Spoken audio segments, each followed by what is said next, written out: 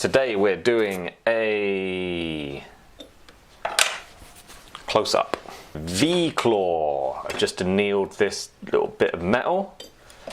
You may be thinking that's quite a wide bit of metal for just a little V-claw to go around the corner of a princess cut diamond or a pear shape or something, but that'd be your first mistake, because it pays to go over the top with thickness and width.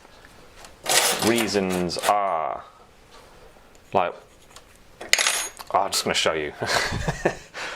Reason I've decided to do this video is I've just made a ring for these diamonds. It's a pear-shaped diamond cluster, and it's got diamonds all the way around the band as well. It's a bit of a beast. So when I was making the pear-shaped collet, I was thinking, rather than doing videos all the time showing like full instructional guides for making like 4-claw collets, rings or whatever, I should just break it down and just do little sections of jewellery. So today it's going to be my first attempt at that. I'm just going to show you how to do the V-claw when you're working on a collet that has a pointy end. Let's get straight into this. I've got to stop faffing about my videos. They all go on so long. People tell me I need to keep them at like around 10 minutes, but that's impossible. Like, I think my videos are always going to be like 20 minutes long. So let's see how this one goes. So first step, like I just mentioned, a big old chunk of metal. Even for that pear shape I just showed you, I would start with something like this. That is nearly 7mm wide, which is loads. And 1.15, I thought it was thinner than that, 1.1. Yeah, about 1.1 mil thick. You need, get it nice and straight. Where's my hammer? Flatten it, get it straight. Give it a quick bang. Right, a coarse file. Totally unprepared for this video. A coarse file, get one side really straight. Come on. One side straight, that'll do.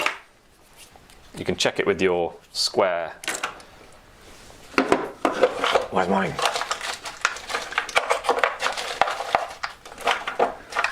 Don't make me stand. Oh, there it is. Whew. Thought I was going to have to stand up then. That would have been a nightmare. Check it if you want to make sure it's really straight, but obviously you're a jeweller, you can see that's straight. What next? Dividers. My good God, I need to prepare before I start filming.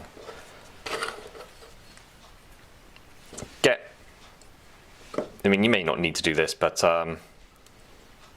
get the maximum amount of width you can out of that with your dividers. Let's go a bit more. Obviously you can file that side flat like you just did, but with your dividers you get that line which is perfectly parallel, which is nice. So let's file that up. Nice coarse file. Just get on with it. Stop faffing about. Put your phone down.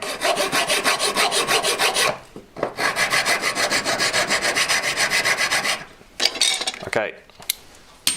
So now I've got a bit of metal.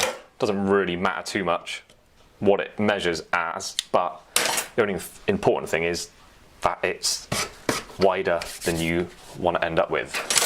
So let's get dividers again. I'm going down the middle this time. What I do is I don't measure it, but I just kind of guess.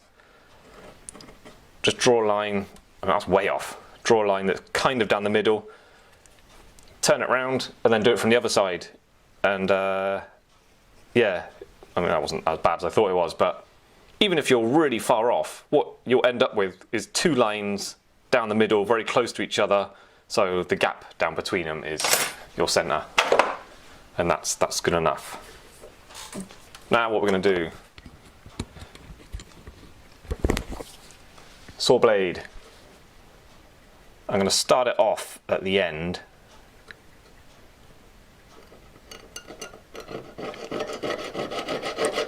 On my line. Then, this is a handy little thing to do, not essential, but I recommend you do it.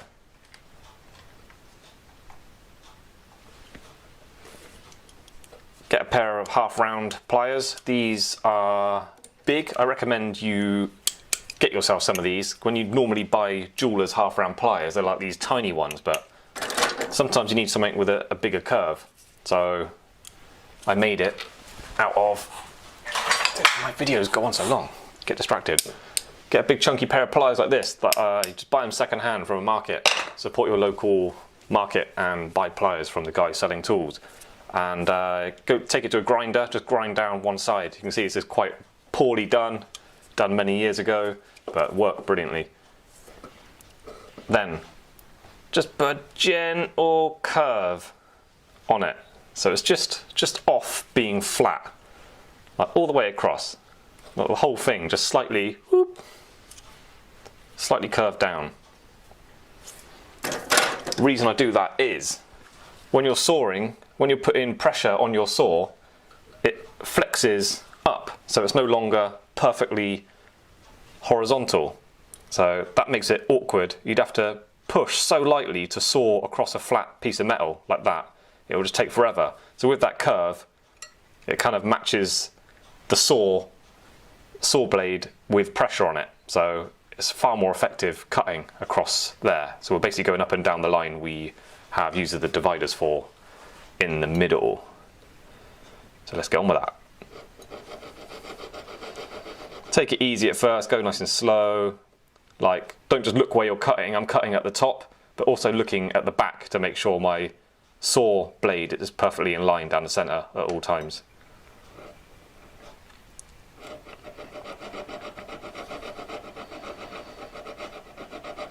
It feels very slippery because the saw blade is touching across so much metal, it doesn't really bite in very easily. So get a nice new blade, which I haven't. Preferably a big chunky coarse one, which I always like using. Check out my previous video that was all about sawing, sawing. Working with, thinking about expensive gold and platinum, you don't really want to be mucking about with too much metal. This is silver like it usually is in my videos, so I forget. I'm just blasé with the amount of metal I'm using, but you might be working with some expensive stuff, so don't be wasteful. What we do now? Right. Get a square section. No, don't get square. Get your tri-square. Not that one. I got these larger size needle files, quite a coarse one. They're all a bit worn out. This is a Swiss-made, FDix Swiss-made cut 2, which is quite coarse, but it's worn out, so it feels. Okay, so what I'm doing is I use the point,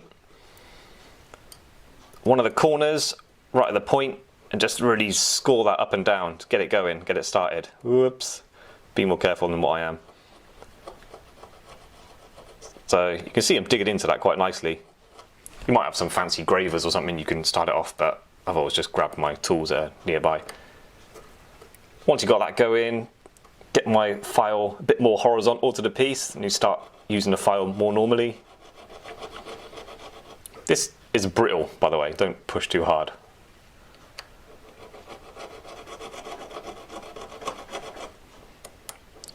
Alright, let's get it going properly now. So just filing straight down, going up and down.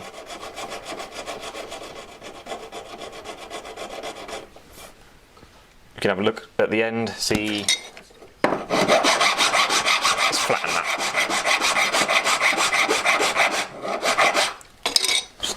Just so you can see what's going on.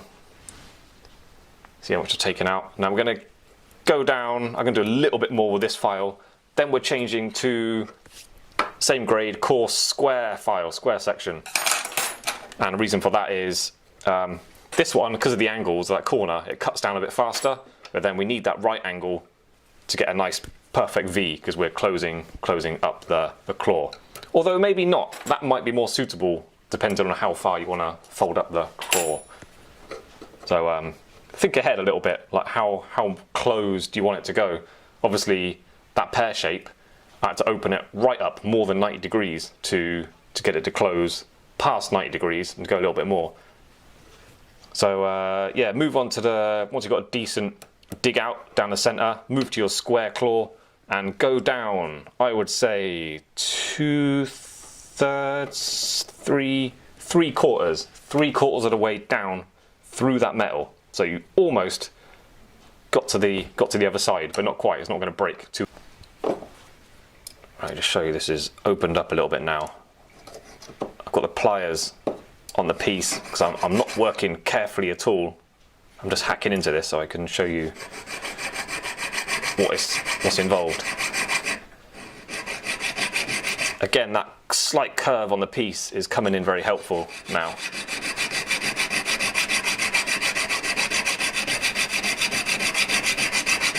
Let's have a look on the end.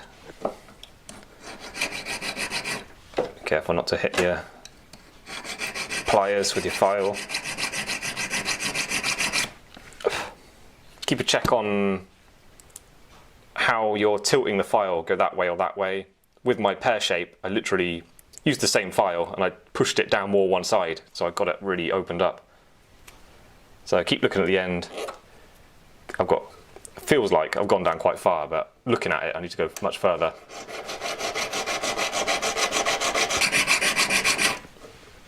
Okay, right. One thing to consider, mine's ready to fold up now, but when you're doing this, it's very likely, just from the nature of the way you hold your tool, you have pushed down more that way.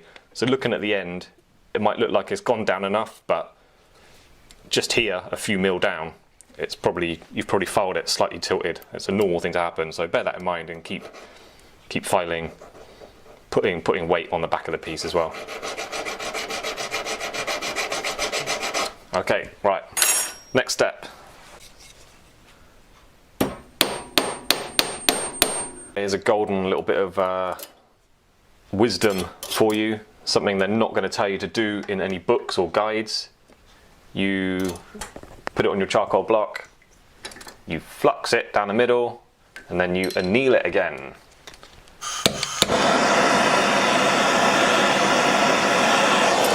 And make sure that's properly done.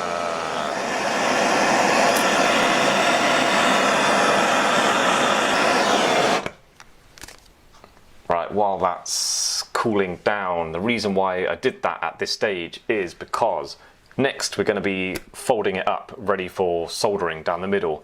Where we've been bending it with pliers and I just hammered it, the metal is work hardened, so it's quite brittle. If I try and fold it up without annealing it, there's a chance, not definitely going to happen, but there's a chance it's going to crack or even worse, split down the center, and that's a problem.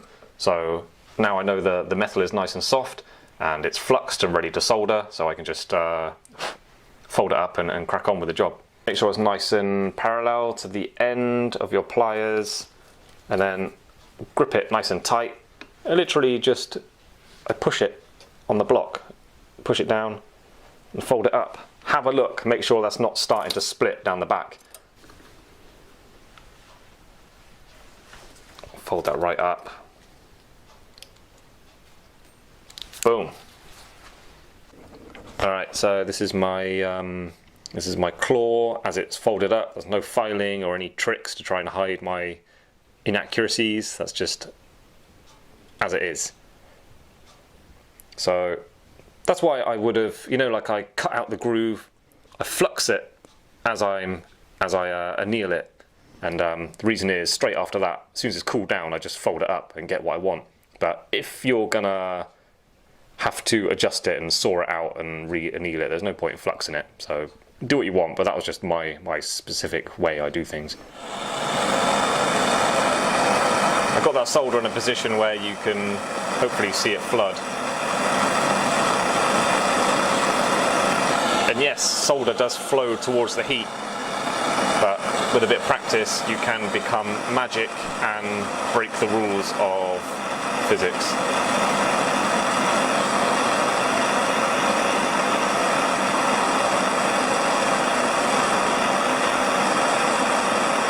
There you go, look at that. Soldered it from that side and got it to flood across the other way. I'll teach you that in the year 2025. Choose which end is your best end, and then that'll be the top of your claw. This is my best end. Let's just flatten that. Then to your metal block. Not essential, but I like to do it, so it just gives me sort of peace of mind that I've got it nice and flat. Do one side, then the other. When you actually, there's one thing just making this shape in a piece of metal, but then making something specific for a stone, it's got to sit at a correct angle, it's got to look right, be strong, but have sort of finesse. There's a lot to consider. So I'm just taking off the outside now, hopefully getting that back bit nice and sharp. This is where that extra thickness is useful. Started off with a 1.1mm piece of metal. If you start off with a 0.9 or 0.85 or whatever, how you might imagine it finishing as, you've got no space for cleaning it up at this stage. So after you've filed it up, it's going to be like 1/2 mil thick. And then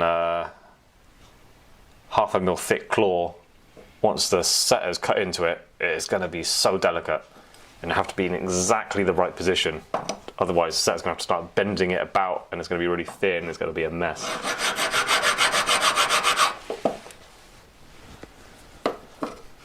Got it a bit closer to where I want it to be now, so I'm going to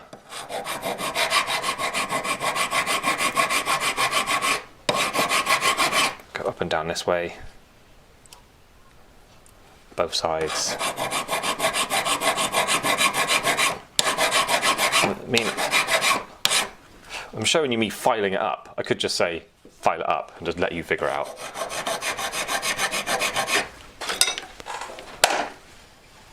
Alright, starting not on the corner because it's likely to slip. I go slightly off the corner. I'm just going to aim down for the end.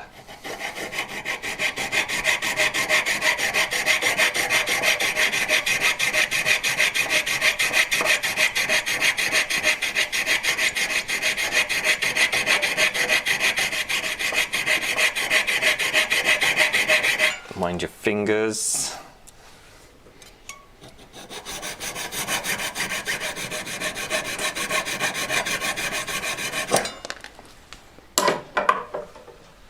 So you should have a little piece like that now. So what do we do next with this? I'm gonna leave, that's too long. I'm gonna leave that for now. I'm gonna take out metal from the inside to the point, and that keeps the outside looking nice and straight, but you can get a nicer angle on your piece. Something you should consider doing.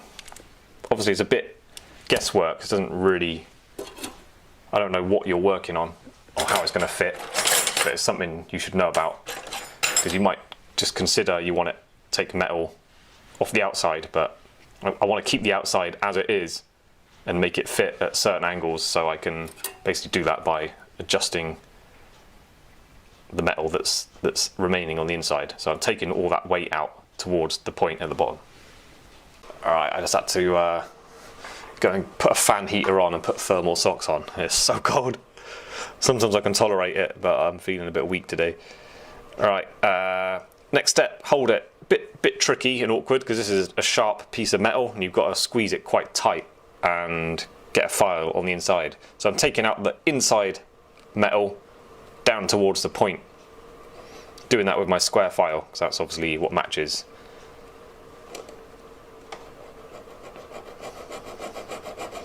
You could start this off with your saw frame if you want.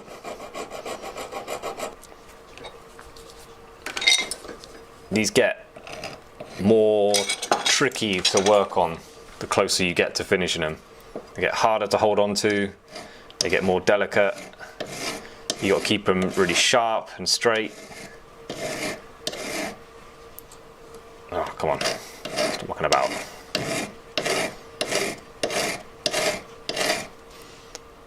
Once that's set onto a collet, you can cut it down so you're losing a bit of distance again.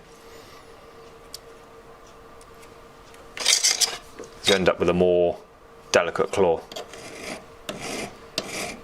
But still, it needs reducing. Hopefully you can see that nice and clearly on your screen. There you go. Not my best work, but I hacked into it and I got it done just very quickly for the video. Keep everything straight. It gets more difficult to finish as you get closer to the end, because obviously it becomes more of a sharp, delicate little thing, but things to watch out for. Just get the left side identical to the right side, and then you can't go too far wrong. Start off with a nice, decent chunk of metal, so when you get to this stage and you're filing it up, you've got plenty of space to get it really, really accurate, exactly what you want. Et voila, a V-claw. So there you go. I've still got a lot of things I can tell you about how they may fit in different situations on different types of stone, different types of collet, but what you've seen in the video is basically how I go about making a V-claw. And as for really specific fitment situations, you're kind of on your own after the video, but you've seen how I turn up and cut out a V-claw. So that's it. Thanks for watching. Don't forget to hit like and subscribe, and I'll see you next time. Bye.